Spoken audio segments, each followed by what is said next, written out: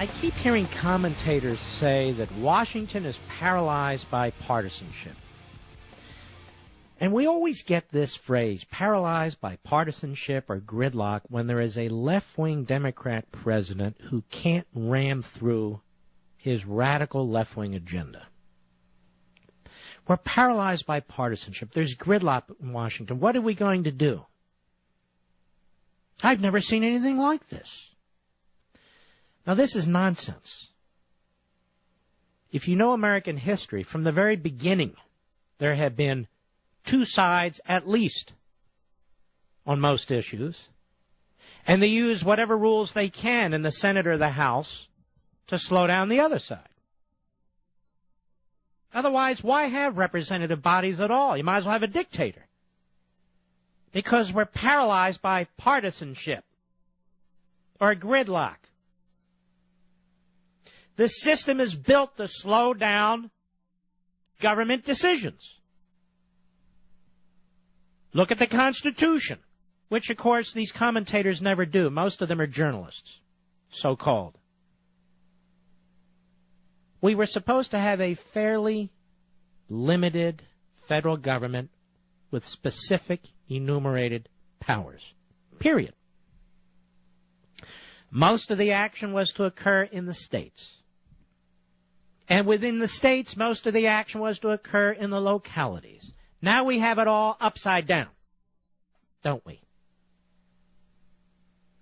And so these statists and their cheerleaders in the media, when a small band of patriot conservatives dare to stand up and use the rules to slow things down or to contain to some extent what's going on, we're told that they are paralyzing the process. We can't get anything done. They're obstructing. Look at this gridlock. The people don't want this. When in fact, the people often do. First in Congress, there were loosely called the Federalists and the Anti-Federalists. In fact, before there was a Congress, there were the Federalists and the Anti-Federalists. You can't get more partisan than that, can you? I'm for this, and I'm against this, and I'm in this party, and you're in that party. They've never seen anything like this, they tell us, this paralyzed by partisanship, this gridlock. So they don't understand what happened after the founding. They don't understand what happened during the Civil War. Now, you want to talk about paralyzed by partisanship or gridlock. Now, that's got to be the key right there, don't you think? The two extreme sides, quote-unquote, pro-slavery, anti-slavery. I mean, what if they'd all joined together and supported slavery? Would that be a good thing? No. My point to you is this. Checks and balances, divisions of power, levels of governmental authority were intentionally built into the system to limit the quote-unquote progress of the federal government. And there's not enough paralysis or gridlock or obstruction of the statists when they control the federal government. When we conservatives are in the minority and the statist controls the instrumentalities of government, we expect our fellow conservatives in government to do everything they can to slow down the statist juggernaut. Otherwise, what kind of society would this be? Do we really have to have a national health care bill that leads us on the way to government-run health care? Don't we want to stop that? See, government has one objective, to grow, to empower itself. And those who support big government have one objective, the same. So, our objective has to be to stop them. And we don't stop them by agreeing with them. We don't stop them by entering into phony, superficial compromises that make you think that we're slowing them down when, in fact, we're prodding them along. I call this neo-statism in Liberty and Tyranny. We're not as big on big government as the big government types. But we do think blah, blah, blah. No, we don't think that at all. Paralyzed by partisanship. The Constitution, as I said, has a built-in mechanism for paralysis. If the federal government seeks to do that which it's not supposed to do. There are all kinds of firewalls, I call them, or obstruction walls, if you prefer, throughout the Constitution, limiting what the federal government can do and giving us, or acknowledging that we as citizens have most of the power.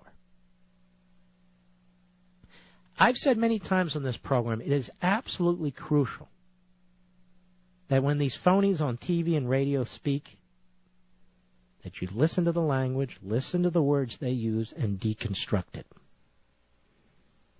Paralyzed by partisanship. That's their phrase. Prohibited by the Constitution. That's our phrase. If something is prohibited by the Constitution, or if the Constitution does not empower specifically the federal government to do something,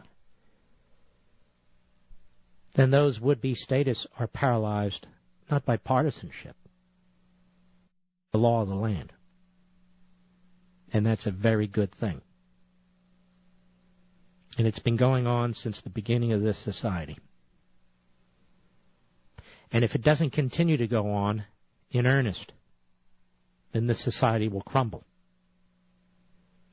There are societies, there are nations, there are regimes that are not paralyzed by partisanship, as the left says it. And we call them dictatorships. We call them regimes of one sort or another. We certainly don't call them constitutional republics, do we? Or representative republics. We don't want our federal government doing a whole lot and doing it fast, because the Constitution says that except for certain things, it's not supposed to. Journalists are among the most lazy and ill-informed people in this society. Many of them become stenographers for the left. They don't understand history, they don't understand our principles, and those of us who dare to speak them are looked upon as if we're freaks. There's something wrong with us, to be made fun of. The problem is that we're in the huge majority. We won't win every election, but we need to get to more and more of our people, because Americans are serious people. Americans understand that there are limits to what this government should do. And Americans love liberty. Less so in Europe, less so in the third world, but here, in this country, we love liberty. And by the way, that's why the status has had a more difficult time in turning us. They march through Europe pretty fast. They march through the third world all the time. But they can't march through us so easily or so fast, because we paralyze them with the Constitution. We obstruct them as the Constitution obstructs them. And that's a good thing. We'll be right back. Mark Levin.